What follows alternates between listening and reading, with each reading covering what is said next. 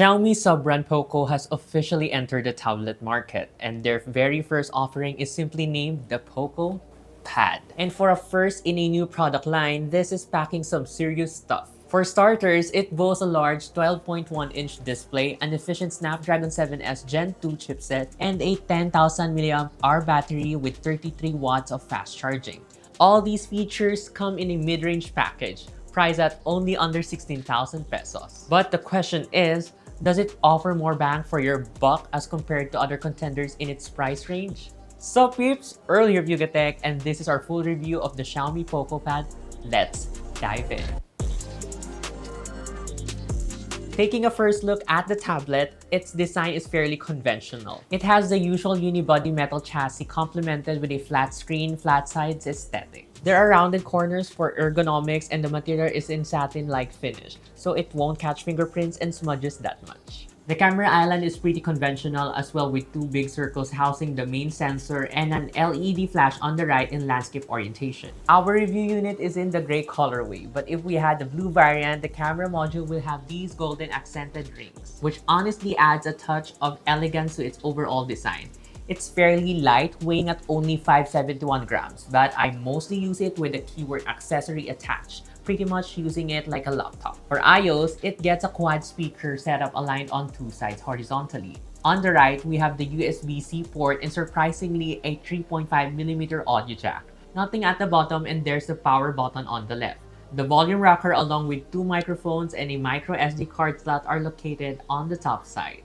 You know, it's quite interesting for a Wi-Fi model to include a micro SD slot because this is a feature typically found in LTE models. While there's no confirmation of a cellular variant at this time, we could still possibly get one in the future. Because as you can see, there is enough room for a SIM card in here, but it's intentionally blocked off. This is just a wild guess, but who knows? We may get a cellular version of the POCO Pad sooner or later. Regardless, having an expandable storage is always a plus in our book. Now, let's talk about its massive screen. The POCO Pad has a 12.1-inch IPS LCD panel with 2.5K resolution and runs at 120Hz refresh rate. It uses a 16:10 aspect ratio, so we're getting less black bars here when watching content. But this also means we get slightly less vertical screen real estate to work with. The bezels are quite thin and are uniform on all sides, giving the tablet a sleek and modern look. It's an IPS level screen, so viewing angles are great. However, expect no deep blacks in here since this is not an OLED panel.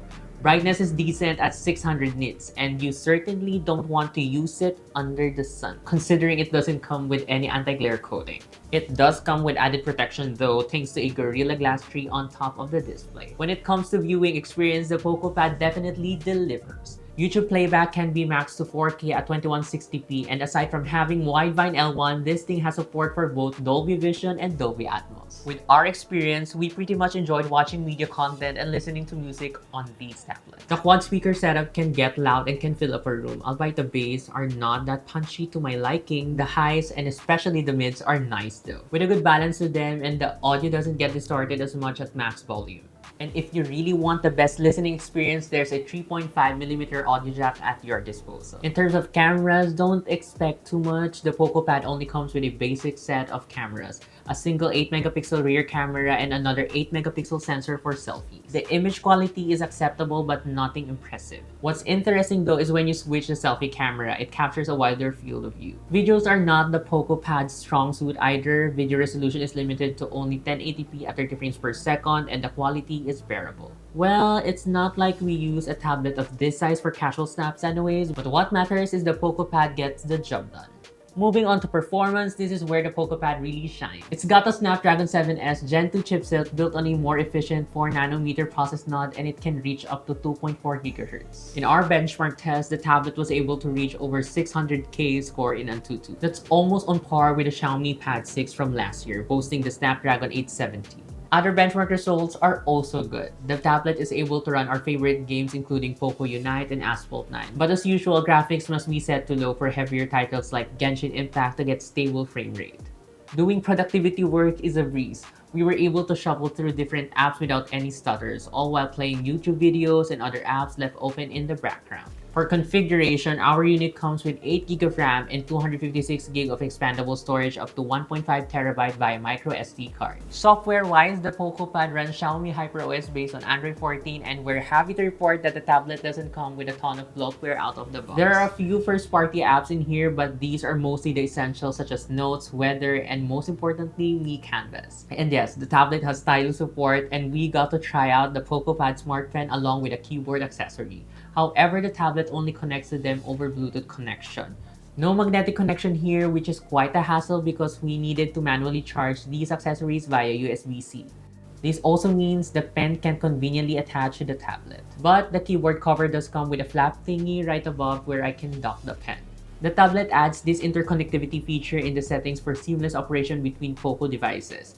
This allows features like shared clipboard, seamless notes app, and screen projection from phone to tablet. As of now, though, only the F6 series is compatible with this feature, and I hope POCO brings this to other devices in a software update. We have a couple of things to point out though. First, the OS installed on the POCO Pad is not the fully fledged HyperOS experience.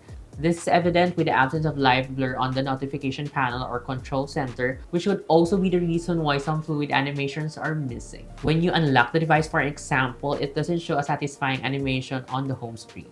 Second is about the physical keyboard. When we try to do the Alt plus Tab shortcut on the keyboard, the UI seems to lag a bit. The tablet doesn't even do the shortcut itself. I was just taken to the recent apps panel. It's just easier to swipe left or right on the navigation bar on screen to switch apps from doing Alt plus Tab, to be honest. Speaking of the keyboard, the typing experience is great. It has a short key travel distance at 1.3mm. The keys are quite large and it has a good tactile feel. In fact, we wrote the script for this review entirely on the POCO Pad keyboard.